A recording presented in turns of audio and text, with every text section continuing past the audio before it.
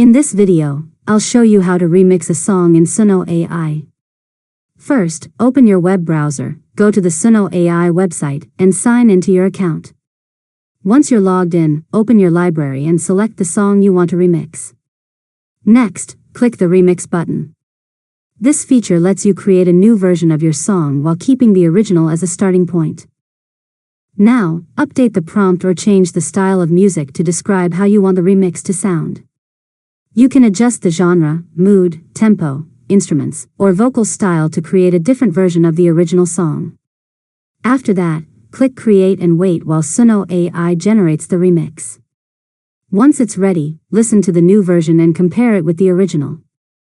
If you'd like a different result, modify the style description and generate another remix.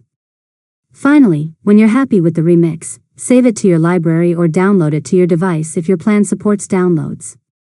And that's it. You've successfully learned how to remix a song in Suno AI. If you found this tutorial helpful, make sure to subscribe to Learn Mode Lab for more tutorials.